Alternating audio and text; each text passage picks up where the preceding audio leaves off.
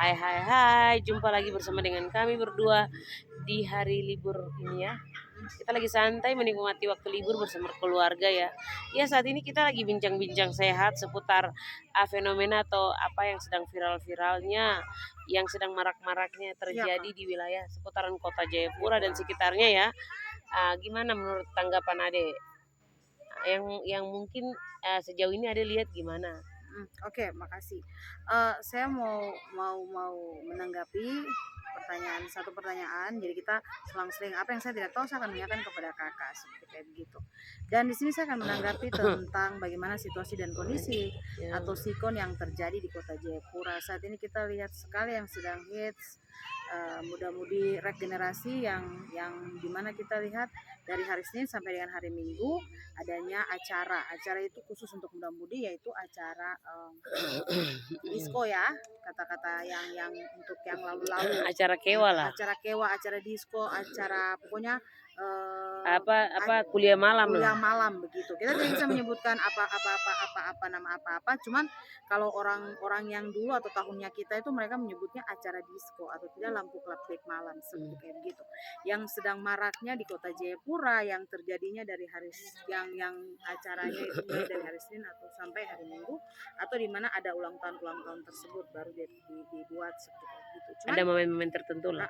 gitu. Dan mungkin secara pribadi saya tidak bisa menanggapi terlalu banyak, cuman mungkin kita sebagai generasi Papua mungkin kita lebih berpikir lebih lagi maju. Apakah kita mengikuti seperti begini? Kita bisa maju atau tidak seperti kayak gitu. Mungkin itu tanggapan saya, Kakak, dan saya akan kembalikan lagi kepada Kakak. Terima kasih. Benar. Jadi kalau untuk saya berpendapat saja Iya, dalam tanda kutip tidak menyinggung siapapun ya, iya, tidak sangat tidak tidak menyinggung. kita tujukan kepada siapa, tapi ya kita cuma sayangkan saja fenomena yang terjadi. Kita juga penyuka, namanya kita hidup di Papua lah. Kalau hidup tanpa musik tuh ya nggak bisa di mana-mana ya. Iya, Cuma yang kita lihat resiko daripada acara-acara ini. Karena kita sudah dalam tanda kutip anak-anak Papua, kita generasi Papua ini sudah sekarang ini kita udah minoritas kita punya tanah. Kalau yang disayangkan kalau acara itu dibuat dari malam sampai pagi hari, jam 4 subuh atau bahkan jam 5. Dan banyak kejadian-kejadian setelah acara, ada yang pulang dalam keadaan mabuk terus tabrakan, terjadikan tindakan-tindakan asusila, kriminal. kriminal, dan juga mungkin hal-hal yang di luar kita duga ya bisa terjadi.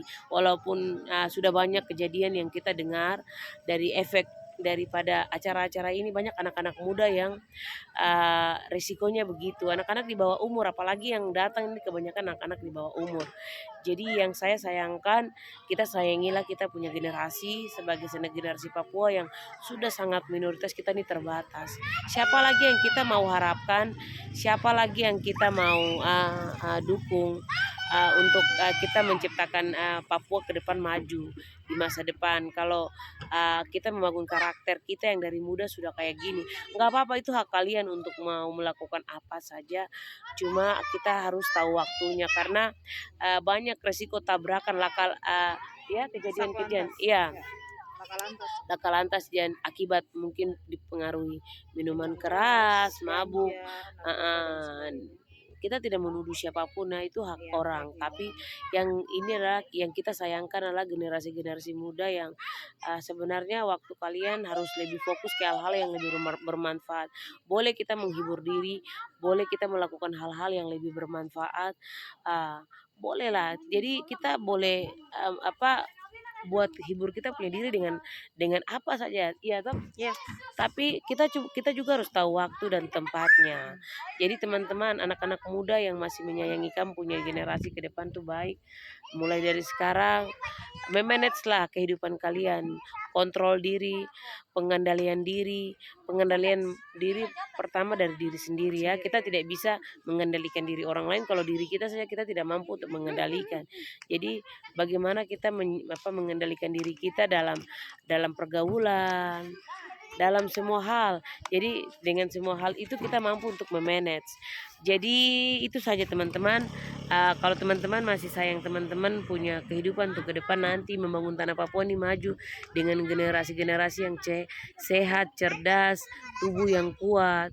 Kalau dari masih muda ini kita sudah kurang tidur, waktunya kita habis acara mabuk-mabukan. Terus kita 5 tahun sampai 5, 10 tahun, 15 tahun mendatang pemimpin-pemimpin yang sehat, yang tubuh sehat, kita harapkan siapa? Padahal generasi ini yang kita harapkan. Tapi kalau sudah kejadian ini kita mau harapkan siapa? Nanti kalau kamu punya kuota diisi oleh orang lain, maaf orang dari seberang, kamu marah.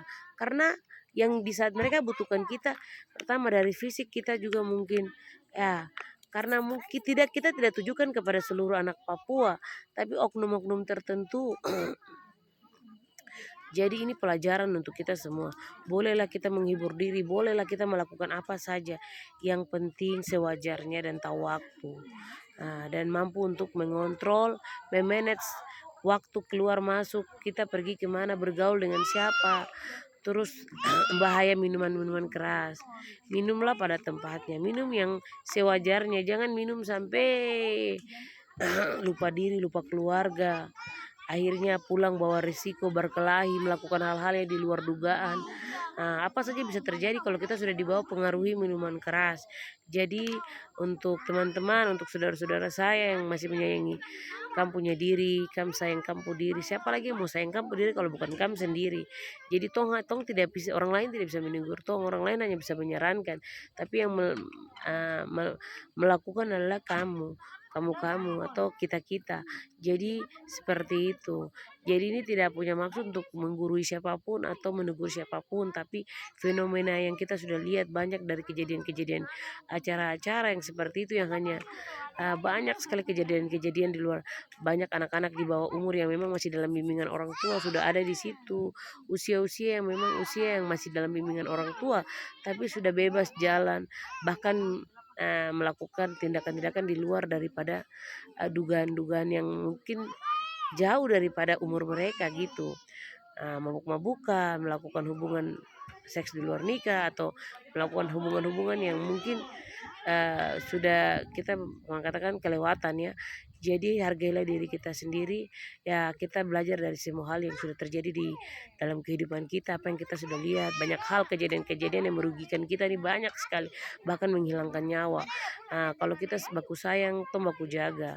Kalaupun kita ingin menghibur diri, kita juga tahu waktu, mengontrol supaya hal-hal yang kita lakukan nih jangan jadikan ini tradisi yang anggap ini tradisi atau kebiasaan, tapi kebiasaan yang tidak bermanfaat tuh jangan kita anggap itu sebagai sesuatu yang legal atau ini oke lah atau gimana. Jangan, bolehlah kita menyampaikan kita punya rasa bahagia, kita menyampaikan kita punya rasa syukur dengan buat acara, tidak apa-apa, itu haknya siapapun dia.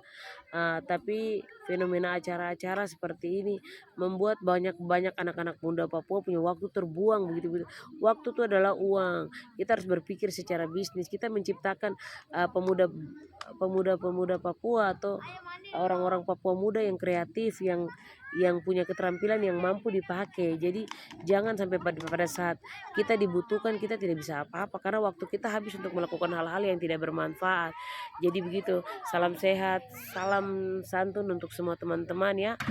Semoga kedepannya bisa kita belajar dari setiap hal yang sudah terjadi di tengah-tengah kehidupan kita, menjadi pribadi yang baik, menjadi pribadi yang tetap terpercaya ya. Oke, salam hormat.